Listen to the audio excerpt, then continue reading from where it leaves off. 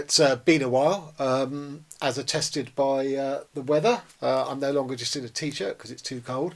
And also, if you followed the episode on taking a trip around my remote library, you'll realise that I now can't get down to the garden shed where all my books are stored due to waterlogging and the winter cold. So today I'm talking about Han Kang, all three of her novels to date, but I've only got this one because the other two are down in the lockup. Okay, so Han Kang, who is a Korean novelist who first came to mind and probably most people's attention last year when she won an International Literary Prize. And I started with her first book, which wasn't the one that got the prize, called Human Acts, which was an extraordinary physical, visceral read in a way I'd never really come across before. Its premise is that there's a student uprising in a part of Korea in the 1980s, which was brutally repressed by the government using the military. And the opening chapters are of a boy who's desperately looking for a friend of his who's been killed in the in the turmoil. The second chapter is a body is flung onto the back of a lorry, and it's the consciousness leaving the body and sort of being aware that it's sort of not in contact with that body, and it's sort of desperately searching for its body. And it's this sort of level of physicality that is just so sort of ingeniously drawn by her. It's not, there's things about torture, but it's not from the point of view of sort of voyeurism or sadism. It's just about the body. It's from the body's point of view, and it's really powerful, really affecting. And as the book wears on, it's slightly less of that, and it's more about the repercussions for those who sort of took part or were sympathetic to the uprising, and weren't killed or captured. And it's that for them it's more about sort of the self-censorship, that they sort of can't be open about their sort of political thoughts and feelings. And you realise the whole book is about, well, is there such thing as a soul? And if there is, how does that fit in with the body and sort of consciousness? Obviously ghosts and are sort of part of lots of sort of Asian cultures, and sort of all of that sort of feeds in, and it's just a brilliant little book. So then I came to the second one, which was The Vegetarian, which was the one that garnered all the prizes, and I have to say was my book of the year last year. It's an extraordinary piece of work. It's in three parts, and the third part is completely redundant. It just adds nothing, and yet it's still, parts one and parts two are so sort of powerful and affecting that didn't matter at all. That one third of the book to me was, better that it wasn't there, but still I got so much out of the first two parts. So the first part is that a young married woman declares to her family that she can't stand meat and that she's going to turn vegetarian. And the first part is basically lots of sort of set piece meals where this is sort of a great sort of shame brought upon both her family and her husband by sort of not kowtowing to the sort of the etiquette and the rules. And it reminded me a lot of sort of Kafka's Metamorphosis, that sort of family dynamic where there's a lot about sort of the repulsiveness of meat to her and sort of how she feels, but it's really about the interaction of all the family. They all have the same place around the table, and in that is a sort of unspoken hierarchy, and she's broken that because she's not abiding by the etiquette and the rules. So that's quite sort of, powerful. But it's really the second section that just takes it onto a whole nother level.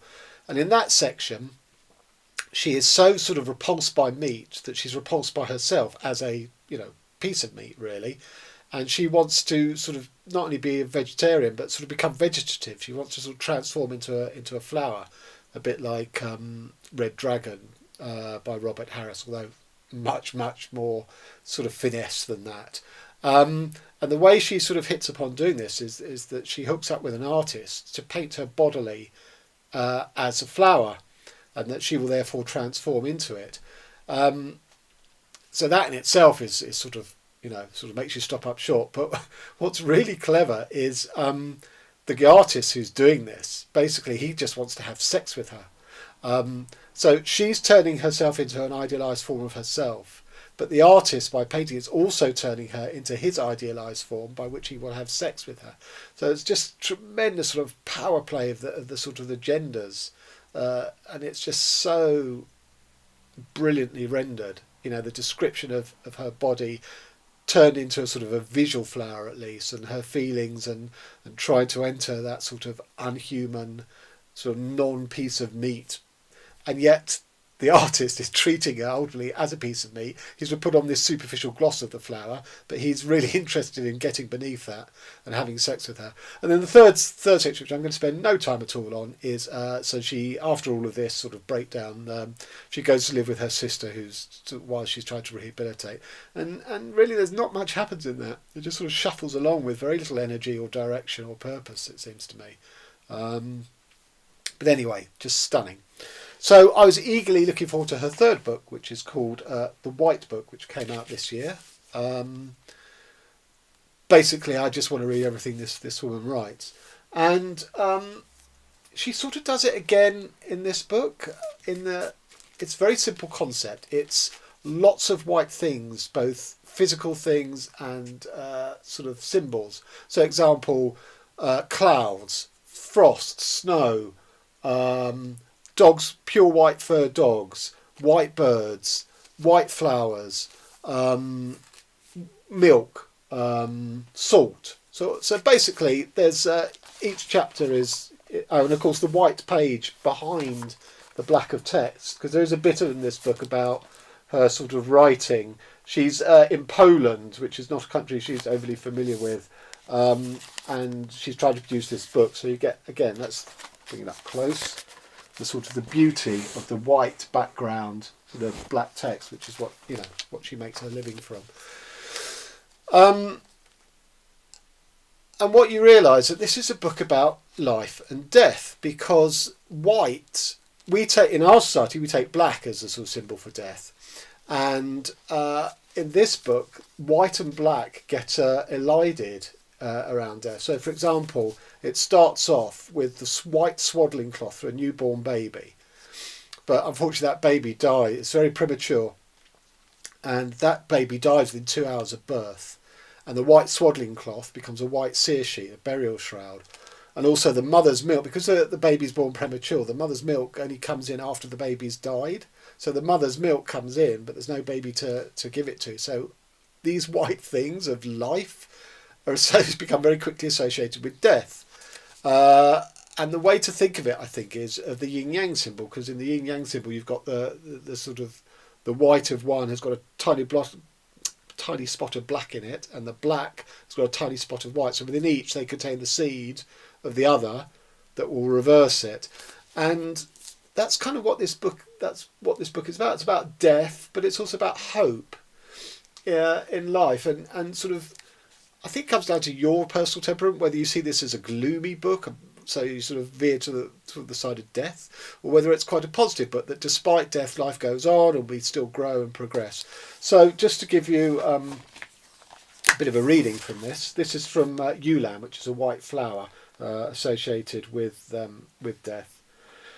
Some years later, walking beneath those flowing trees, which spoke of life, rejuvenation, revivification, she wondered what made us choose Yulan, because white flowers have to do with life, or with death. She'd read somewhere that the words blanc and blanc, the French word blanc, black and even flame, literally a fire flower in Korean, all have the same root in Indo-European languages. Blank white flowers of fire, blazing in the surrounding dark, the brief March blooming of two Yulans. And that's what this book is about. It's about sort of contemplation of death and thereby of life and its shortness. And it's suffused with sort of mourning and lamentation. And personally, I don't think that she pulls herself, or the character or the narrator pulls herself out of the negativity and sort of depression of death. But other readers might feel that she does, that there is enough hope offered.